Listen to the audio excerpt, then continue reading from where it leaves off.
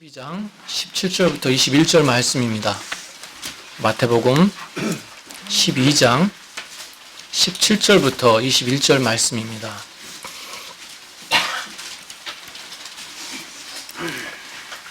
마태복음 12장 17절부터 21절 말씀입니다.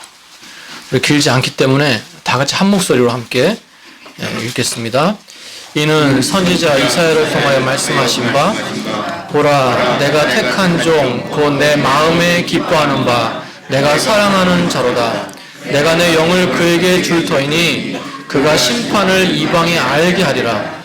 그는 다투지도 아니하며 들레지도 아니하리니 아무도 길에서 그 소리를 듣지 못하리라. 상한 갈대를 꺾지 아니하며 꺼져가는 심지를 끄지 아니하시기를 심판하여 이길 때까지 하리니 또한 이방인들이 그의 이름을 바라리라 함을 이루려 하심이니라. 아멘. 이 시간 성령께서 말씀을 통해 우리 마음을 만지시고 또 우리 삶을 변화시키는 역사가 있으시기를 축원합니다. 예수님의 제자들이요 밀밭을 지나가다가 너무 배가 고파서 이삭을 잘라 먹었어요. 이삭을 잘라서 이렇게 훑어가지고 이렇게 손으로 비벼가지고 먹은 거죠. 이게 불법은 아닙니다. 오히려 율법에서는요, 길을 가는 그 배고픈 나그네들을 위해서 혹은 가난한 자들을 위해서 그렇게 먹을 수 있도록 허용했어요. 심지어 그 밭 한 모퉁이에 그런 것을 남겨놨다는 거예요. 그런데 문제는 뭡니까? 제자들이 그것을 안식일 날 그렇게 한 거예요. 그래서 그것을 보고 있던 바리새인들이요, 득달같이 달려와서 제자들이 안식일을 범했다고 예수님께 항의하는 그런 장면이 이 앞에 나오고 있습니다. 그럼 예수님이 뭐라고 말씀하십니까? 다윗을 예로 두세요. 우리가 지난번에 말씀을 나눴습니다. 다윗이 사울을 피해 노브로 도망갔을 때, 노브 성소로 갔을 때, 그때 떡을 구하는데 그때가 바로 안식일이었어요. 제사장과 그 가족들만 먹을 수 있었던 그 진설병을 그것도 안식일에 다윗에게 내주어서 다윗이 먹고 힘을 얻었다는 것입니다. 바로 예수님께서는 은혜를 말씀하시고 또 사랑을 말씀하고 계세요. 그리고는요, 이제는 제자들뿐만이 아니라 심지어 예수님 스스로가 안식일에 일을 하세요. 회당에 들어가셔서 그곳에 있었던 한쪽 손 마른 자를 고쳐주십니다. 여러분, 물론 율법에는요, 안식일날 병 고칠 수도 있어요. 그런 경우는 생명이 위급한 경우에는 그렇게 할 수 있었습니다. 그런데 이 손 마른 자는 오랫동안 그렇게 손이 마른 자였거든요. 아픈 자였거든요. 그러니까 유대인들이 보기에는 아니라는 거예요. 예수님이 실수 하나 안 하나 눈 시퍼렇게 뜨고 지켜보는 그 유대인들이 그 자리에 있었어요. 앞서서 제자들의 그 모습에 대해서 항의했던 그 사람들도 그 자리에 분명히 있었을 겁니다. 예민할 수 있는 문제니까 굳이 부딪히지 않고 그냥 부딪히기 싫어서 피할 수도 있었어요. 상황에 따라서 다르게 대처할 수도 있었습니다. 그런데 예수님은요, 사람 눈치 보지 않고 그냥 병든 자를 고쳐주시는 거예요. 그리고는 그것에 대해서 또 항의하는 바리새인들에게 뭐라고 말씀하십니까? 양 한 마리가 구덩이에 빠져서 죽게 되는데 너희는 그것을 구하지 않겠느냐. 사람이 양보다 귀하다. 이런 말씀을 하세요. 결국은 또 사랑에 대해서, 자비에 대해서 지금 말씀하고 계시는 거예요. 그런 일련의 예수님의 그 모습을 가까이에서 아주 이렇게 함께 쭉 지켜봤던 마태가 바로 예수님의 그 모습을 보면서 성령의 감동 가운데 이사야서 42장 말씀을 떠올린 거예요. 바로 그것이 오늘 이 본문 말씀입니다. 여기 묘사되어 있는 그 메시아의 모습이 곧 예수님의 모습이다. 이것을 지금 말씀하고 있는 것입니다. 그 메시아, 그 하나님이 기뻐하시는 종, 그 예수님은 어떤 분이시라는 거예요? 그분은 상한 갈대를 꺾지 않으시고 꺼져가는 심지를 끄지 않으시는 분이라는 거예요. 우리가 너무 좋아하는 말씀이죠. 집에 이렇게 하나씩 걸어놓기도 하고요.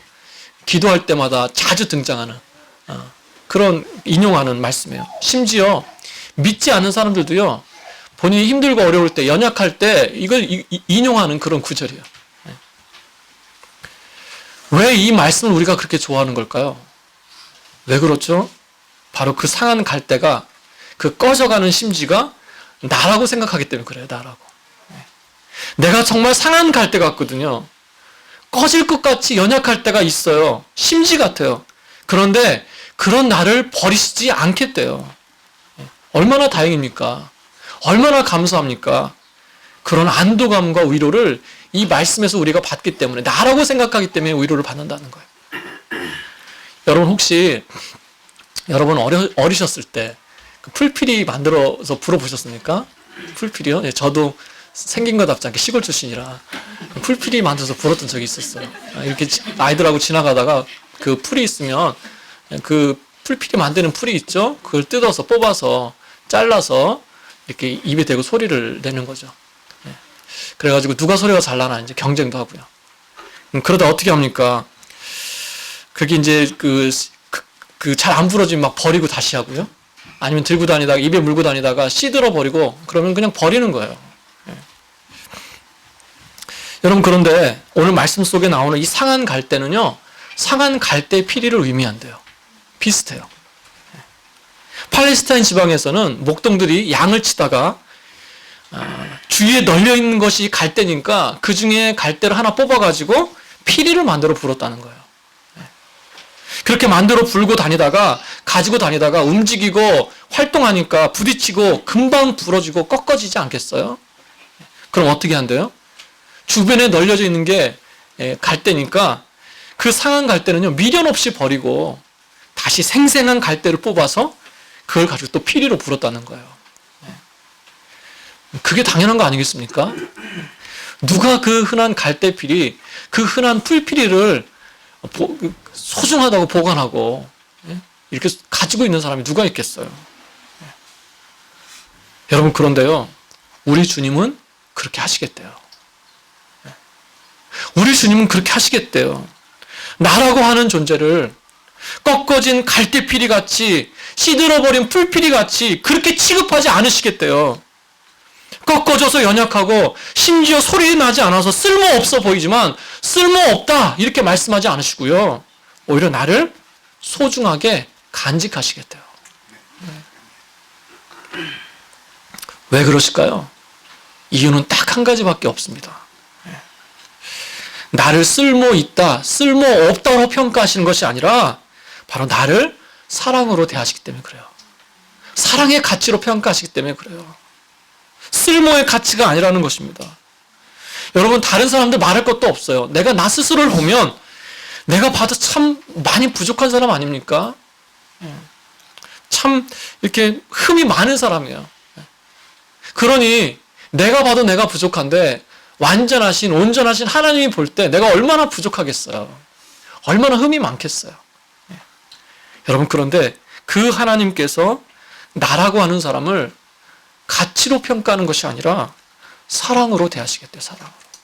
사랑으로 대하시기 때문에 버리지 않겠다는 거예요. 여러분, 우리가 착각하면 안 됩니다. 내가 능력이 되고 자격이 돼서 쓰임받는다고, 쓰이고 있다고 착각하면 안 돼요. 나를 사랑하시기 때문에 나를 쓰시는 겁니다. 여러분, 부모님들 보세요. 내가 넉넉할 때 해드린 것이 아니어서 참 이렇게 볼품없고 초라해 보이는 거, 그게 그 어떤 선물이든가 그 어떤 것, 그것을 마르고 닳도록 쓰셔가지고 그렇게 버리라고 해도, 새 거 사드린다고 해도 버리지 못하고 오랜 시간 이렇게 품고 계시지 않습니까? 제가 아버지 유품을 정리하는데 그 유품 중에 이렇게 언제 보낸지 모르는 이 편지를 발견했어요. 제가 보내드린 거죠, 제가. 그런데 그 아들이 준 그대로, 그 흔적대로 이 흐트러뜨리는 게 싫어서 이렇게 곱게 접어서 이렇게 보관한 그 편지를 제가 발견했어요. 언제 보냈는지도 모르고요, 내용이 뭔지도 모릅니다. 그런데 그 마음이 느껴지는 거예요, 그 마음이. 그래서 가슴이 먹먹했던 적이 있어요. 부모가 된 나를 보세요, 부모가. 내 것은 막 버려요. 내 것은 미련두지 않습니다. 그런데 자녀의 손때 묻은 거 있죠. 정말 어설프게 자르고 붙여서 선물이라고 만들어준 것 버리지 못하고 보관하고 있지 않습니까? 여러분, 사랑하는 남편에게, 사랑하는 아내에게 참 어렵고 힘들 때 해줬던, 받았던 뭔가 있지 않으십니까? 지금의 가치로 보면요, 너무 소박해요. 참 별거 아니에요. 비싸지도 않아요. 유행도 지났어요. 그런데 그게 그렇게 소중해서 지금도 내가 가지고 있다는 것입니다. 아유, 목사님, 저는 그런 것조차 없이 살았어요. 아닙니다. 있을 거예요. 찾아보세요. 집에 가시다가 없다고 싸우지 마시고 찾아보세요. 분명히 있을 겁니다. 뭐 그런 게 단가? 내 마음이면 되지, 이 마음. 내 마음 몰라? 몰라요. 모릅니다. 그렇게 말씀하지 마세요. 지금이라도 하나 해주세요.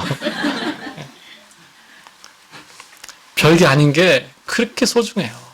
그렇죠? 가치로 평가되는 것이 아니라 내가 사랑으로 대하니까, 사랑의 가치로 보니까 그게 너무너무 소중한 거예요. 여러분, 순간순간 나의 연약함을 내가 느끼지 않습니까?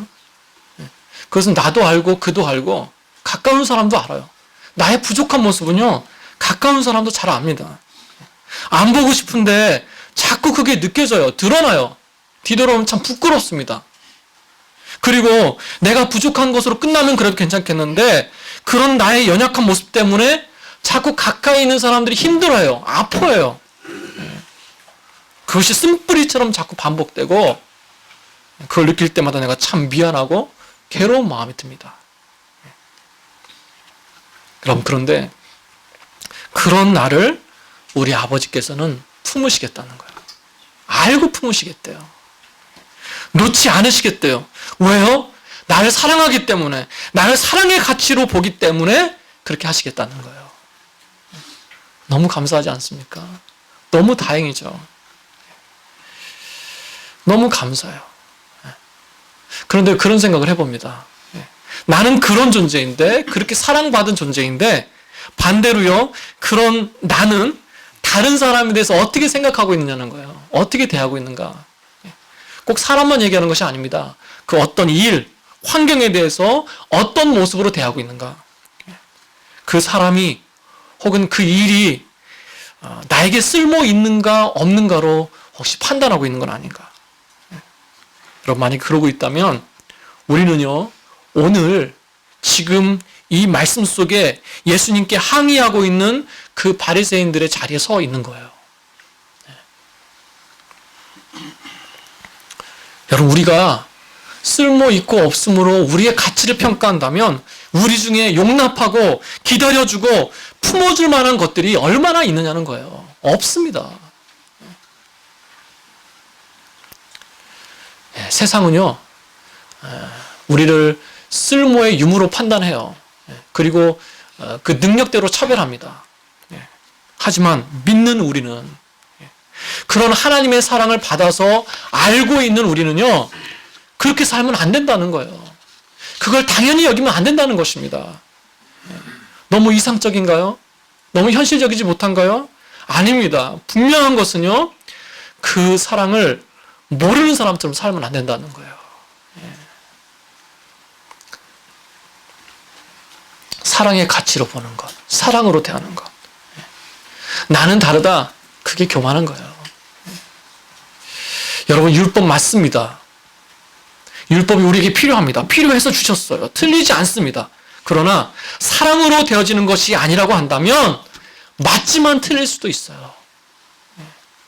능력이 아니라, 자격이 아니라 사랑의 가치로 평가될 때 우리에게 주신 모든 것이 더 소중해지는 줄로 믿습니다.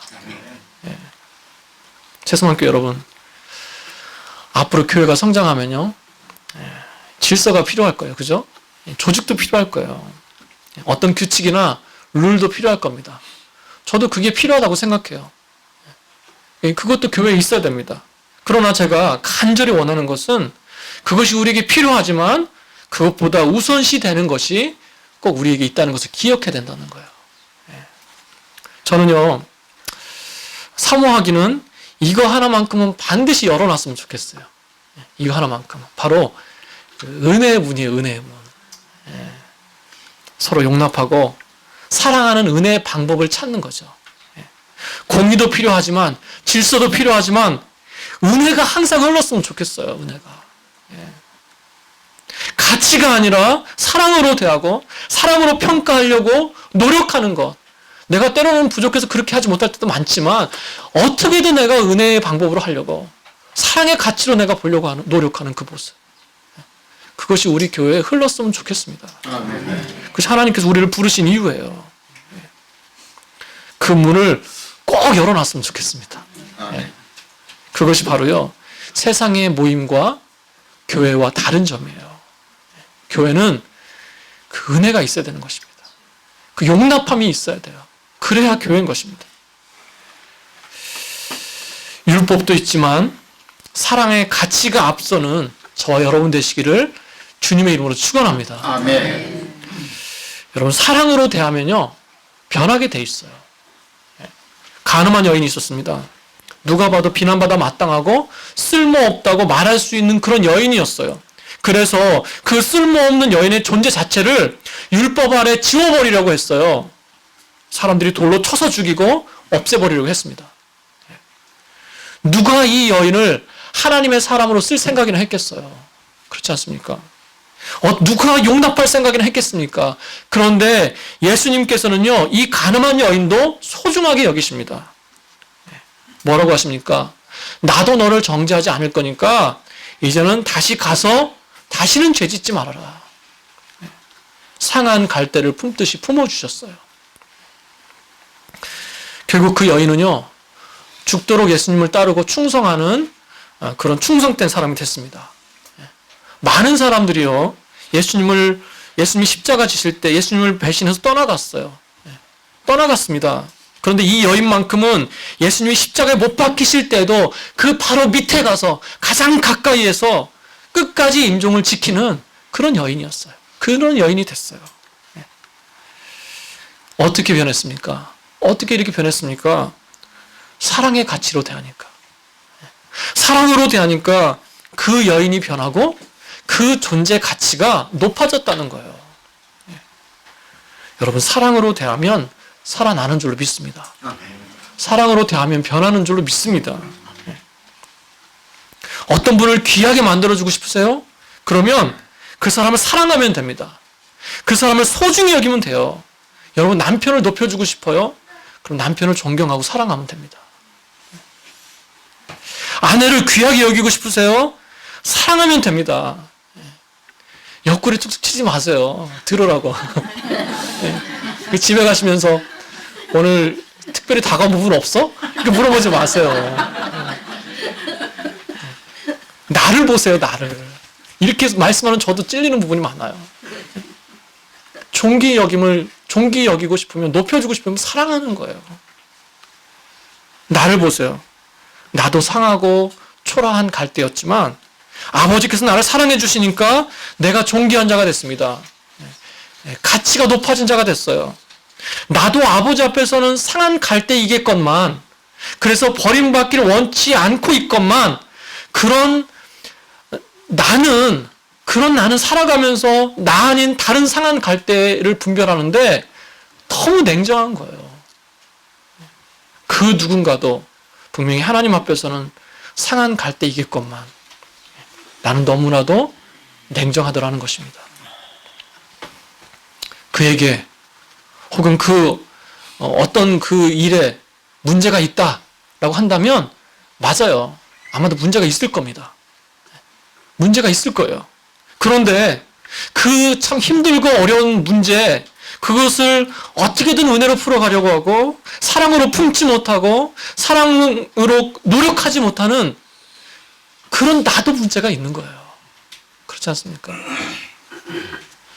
저 갈대는 상했어.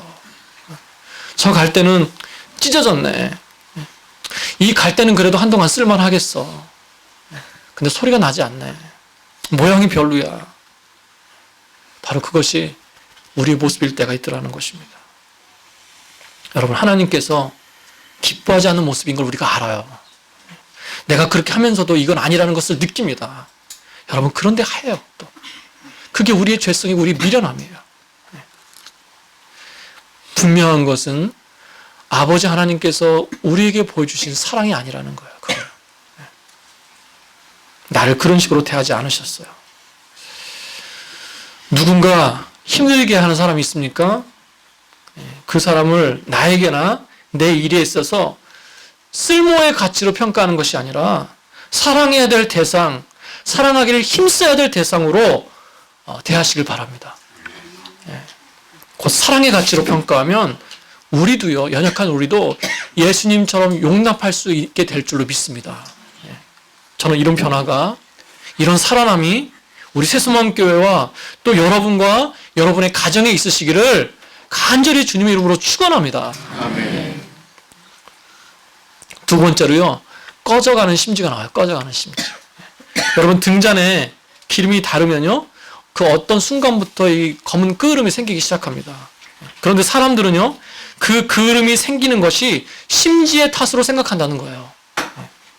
심지가 좋지 않으니까 끄름이 생기겠지. 심지가 좋지 않으니까 자꾸 불이 꺼지겠지 라고 하면서 뭐라고 얘기합니까? 심지를 갈아야 된다는 거예요. 심지만 바꾸면 그름이 사라지고 아무런 문제가 없을 것이라고 얘기를 합니다. 어떠세요, 여러분? 정말 그렇게 생각하십니까? 그런데 아니라는 거예요. 심지의 문제가 아니래요. 심지의 문제가 아니라 기름의 양의 문제래요. 공급의 문제래요. 아무리 심지가 좋고 새 거여도요, 기름이 없으면 심지는 타서 그름이 생긴다는 것입니다. 기름의 문제, 공급의 문제래요. 사람들은 심지를 갈아버리라고 말합니다. 이제는 사용 가치가 끝났으니까 새로운 것으로 바꾸라고 얘기한다는 거예요. 그러면 잘 타오를 것이라고 말한대요. 여러분, 그런데 예수님께서는요, 그렇게 말씀하고 계시지 않아요. 아니야. 아직 심지는 쓸만해. 쓸 수 있어. 다만 기름이 부족할 뿐이야. 좀 다르게 표현해 볼까요? 야, 누구야. 너 괜찮아. 내가 너를 놓지 않고 있어. 너 괜찮아. 너에게 지금 필요한 것은 은혜라고 하는 기름만 있으면 돼. 그러면 네가 살아날 수 있어. 나에게 나의 그 은혜가 공급되어지면 살 수 있다. 바로 예수님 그렇게 말씀하고 계시는 거예요. 여러분, 우리에게 일어나는 그 많은 어려움들이나 문제들을 보면요, 들여다보면 공급의 문제일 때가 많아요. 사실 결핍의 문제라는 거죠. 무엇인가 결핍되고 무엇인가 부족하면 어려움이 생기더라는 거예요. 여러분, 영적인 부분도 마찬가지입니다. 왜 힘들죠? 왜 어렵죠? 단순합니다. 하나님께로부터 공급되어지는 것이 끊어지거나 잘 되어지지 않을 때, 바로 그때 어려운 거예요. 공급의 부재가 우리 인생의 그름을 만들어낸다는 것입니다. 여러분, 저와 여러분은 어떤 존재예요? 은혜라고 하는 기름 위에, 은혜라고 하는 그 기름 위에 떠있는 심지 같은 존재예요. 여러분, 그래서요, 이 은혜의 공급이 없으면 타오를 수도 없고 감당할 수도 없습니다. 내 인생에 왜 그름이 생깁니까? 왜 그렇게 신앙생활 하면서도, 신앙생활 하고 있는데도 힘들어요? 왜 이렇게 지칩니까? 왜 그렇게 내 삶에 주는 무게와 그 짐 때문에 정말 꺼지듯이 그렇게 위태한 삶을 살고 있습니까? 심지가 연약해서가 아니래요. 여러분, 나는 원래 연약한 심지로 만들어졌어요. 대단한 자가 아닙니다. 착각하지 마세요. 가늘고 연약한 심지예요. 심지. 나는 그렇게 만들어졌어요. 심지가 연약해서가 아니라, 내가 연약해서가 아니라, 그런 내가 은혜를 공급받지 못하니까, 그러니까 살아나지 못하고 그렇게 힘들어 하더라는 것입니다. 여러분, 살아가면서 참 고갈되는 것 같다, 참 번아웃 되는 것 같다, 우리가 그걸 느낄 때가 있지 않습니까? 그런데요, 스스로 고갈된 사람은 없는 것 같아요. 그렇죠? 그래서 그것을 스스로 빠져나올 수도 없는 것 같아요. 어떻게 됩니까? 밖에서 끄집어내줘야 돼요. 밖에서. 다시 말하면 내 안에서 자급자족해서 이기는 것이 아니라 밖에서 하나님으로부터 공급받아야 돼요. 여러분, 스스로의 의지, 자급자족해서 내 안에 있는 것으로 이기려고 하지 마세요. 내 안에는요, 선한 것이 없습니다. 그렇지 않습니까? 나 스스로는 안 돼요. 어느 정도까지는 될 수 있지만 본질적으로 해결할 수 없어요. 나는 의존적으로 만들어진 존재예요. 의지해야만 살 수밖에 없는 존재로 만드신 게 나라는 거예요. 바로 하나님을 의지하고 그 하나님께 연결되어졌을 때, 공급받을 때 살아날 수 있다는 것입니다. 여러분, 그래서요, 저도 은혜를 사모합니다. 저도 은혜 없으면요, 죽을 수밖에 없어요. 그 은혜가 없으면 삶의 그름을 가지고 살 수밖에 없다는 거예요. 별다르지 않습니다. 여러분, 뒤돌아보세요. 내가 강해서 이길 수 있었던 게 아닙니다. 내가 능력이 돼서 그렇게 기쁘게 섬길 수 있었던 것이 아니에요. 그때는요, 은혜의 공급이 있었어요. 은혜의 공급이 있었어요. 그때는 정말 하나님과 친밀하게 연결되어 있었습니다. 내가 강한 것이 아니라 내가 하나님께 연결되어져 있었을 때, 공급받고 있었을 때 내가 강하게 서 있을 수 있었어요. 여러분, 그러므로 은혜의 공급에 승부를 거시기 바랍니다. 다른 거 말고요, 은혜의 공급에 승부를 거시기 바랍니다. 그게 중요해요. 저는 그것을 목적으로 할 거예요. 내 인생에 그름이 생길 때마다, 내가 고갈된다라고 느낄 때마다 다른 어떤 것이 아닌 그 은혜의 공급을 놓고 기도해야 될 줄로 믿습니다. 은혜 받기를 사모하면서 은혜의 자리에 나와야 될 줄로 믿습니다. 그게 사는 길이에요. 그게 사는 길이에요. 여러분, 은혜 없이 어떻게 신앙생활 할 수 있습니까? 그렇지 않습니까? 너무너무 중요한 거예요. 있으면 좋고 없으면 어쩔 수 없이 아쉬워서 그냥 가는 것이 아니라 반드시 있어야 돼요. 반드시. 저는 그래서 이런 말씀을 드려도 되는지 모르겠지만, 여러분은 은혜 받을 곳이 있다면 찾아가세요. 여기가 아니어도 좋습니다. 찾아가세요. 이상한 데 찾아가지 마세요. 그래서요, 다시 교회에 와서 충전받고 섬기는 거예요. 은혜의 자리를 우리가 구분할 수 있습니까? 아닙니다. 은혜 받을 수 있는 자리라고 한다면 찾아가세요. 내가 살아야죠. 내가 호흡해야죠. 아멘. 내가 살지 못하는데 도대체 뭘 섬기겠어요? 그렇지 않습니까? 그만큼 중요하다는 거예요. 여러분, 은혜의 시각을 갖는 게 무엇입니까? 당장 내 눈앞에 있는 심지만 보는 것이 아니라 바로 좀 더 본질적인 문제, 바로 기름을 볼 줄 아는 거예요. 그게 은혜의 시각입니다. 자녀의 문제요. 자녀의 성품이나 상황이나 그 문제가 다가 아닙니다. 그 아이가 하나님을 인격적으로 만나면 돼요. 하나님을 알고 동행하면 변할 수 있습니다. 부모가 다 채워줄 수 없는 스스로의 그 자생력을 가질 수가 있어요. 바로 기름을 보는 거예요, 기름. 나에게 지금 반드시 필요한 게 있습니다. 물질이나 건강이나 그 어떤 필요가 있어요. 그런데 그 필요가 다가 아니라는 것입니다. 하나님께서 이 일을 통하여, 이 필요를 통하여 나에게 원하시는 것이 도대체 무엇인가? 그 일을 통하여 나에게 하실 일이 무엇인가? 바로 그걸 보는 것, 그게 바로 기름 보는 거예요, 기름. 지금 나에게는요, 심지라고 하는 연약한 본성과 죄성을 가지고 싸우는 몸부림이 있습니다. 그런데 사실 그 싸움도 만만치 않아요. 그런데 그 싸움에 한계가 있어요. 결국은 하나님이 하셔야, 은혜의 공급이 있어야 내가 살 수 있다. 바로 이걸 바라보는 것이, 이걸 인정하는 것이 바로 기름을 보는 것입니다. 사랑하는 여러분, 우리가요, 심지 가지고도 싸워야 되겠지만 바로 이 기름 가지고, 은혜 가지고 씨름하며 싸워야 될 줄 믿습니다. 두 가지 말씀드렸어요. 가치가 아닌 사랑으로 대하는 것, 은혜를 공급받는 것, 다시 말하면 사랑하고 공급하는 것, 이게 바로 예수님께서 우리에게 하신 거예요. 하신 일입니다. 지금도 하고 계세요. 그런데 그걸 언제까지 하신대요? 심판하여 이길 때까지. 심판하여 이길 때까지 감사하지 않습니까? 나를 사랑하시고 나에게 공급해 주시는 것 이길 때까지 하시겠대요. 다시 말하면 주님 앞에 가는 그 순간까지 그렇게 하시겠대요. 너무 감사한 거죠. 그리고요, 우리에게 말씀하시는 거예요. 너희도 그렇게 사랑하면서 공급하면서 살아라. 그렇게 살았으면 좋겠다. 바로 그것이 18절 말씀에서처럼 내 마음에 기뻐하는 바 내가 사랑하는 자의 모습이라는 거예요. 우리 아버지께서 그런 모습을 사랑하시고 기뻐하신대요. 여러분, 내 마음에 기뻐하는 바 내가 사랑하는 자로다. 오늘 말씀의 제목이기도 한데요. 이 말씀이 성경에 똑같이 3번이나 반복되어 있습니다. 3번이나 똑같은 표현이 반복되어 있어요. 원문을 보면. 우리가 본 말씀처럼, 오늘 본 말씀처럼 하나님이 쓰임받는 종의 모습, 메시아의 모습을 설명하면서 말씀하면서 이사야서와 인용한 마태복음에 나와 있어요.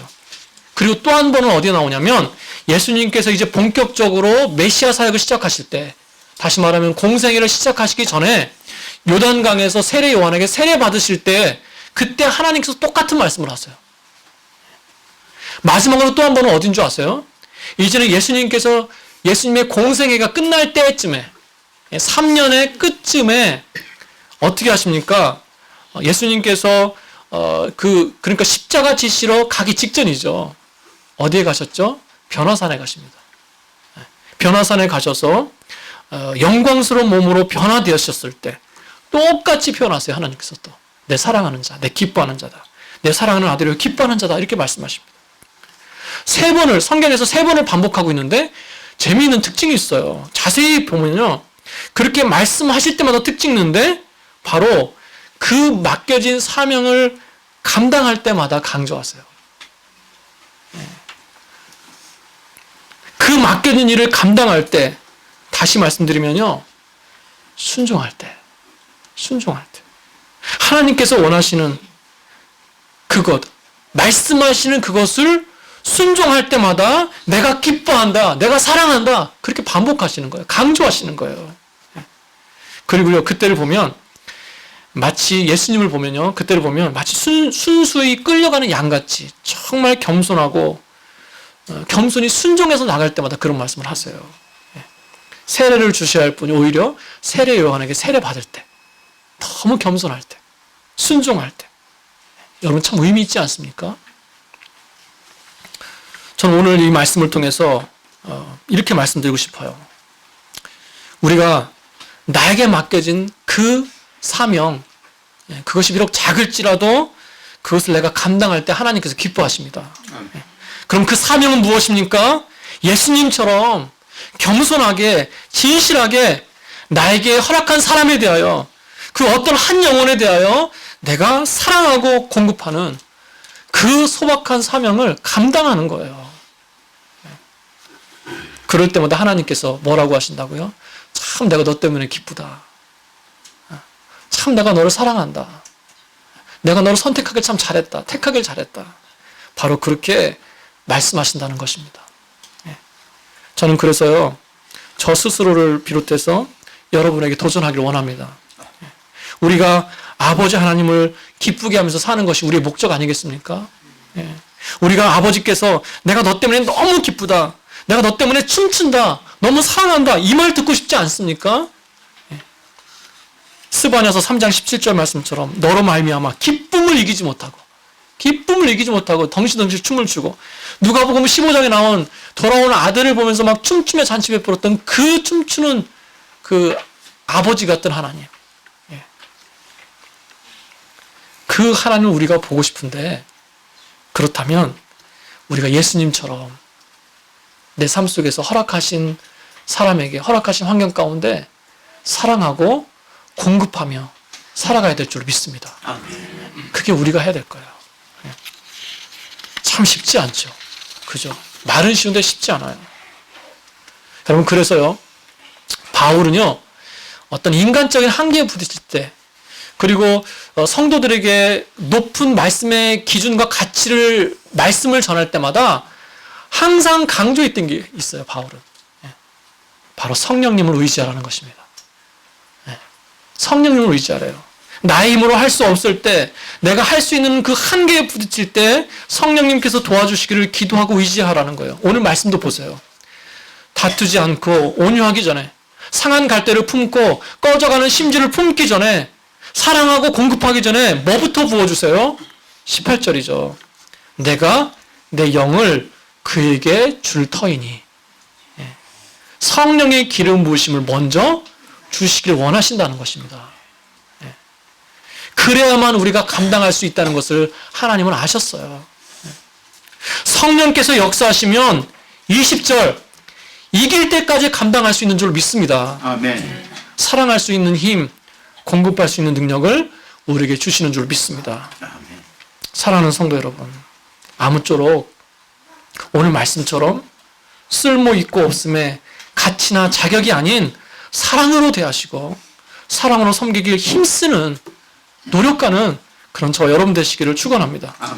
또한 은혜의 공급이 끊어지지 않아야 살 수 있다는 것을 기억하시고 은혜의 공급처 그 자체이신 하나님께 늘상 연결되어 있으시길 바랍니다. 심지 가지고도 싸워야 되겠지만 기름을 채우시기 바랍니다. 그리고 그런 나 스스로가 또 다른 그 은혜의 통로, 공급의 통로가 되야 될 줄로 믿습니다. 나에게 허락하신 삶의 현장에서 만나게 하시는 사람에 대해서 항상 그 소명을 감당할 때 분명한 것은요, 내 기쁨이 너희 속에 있길 원한다. 그렇게 말씀하셨거든요. 에베소서 말씀에서.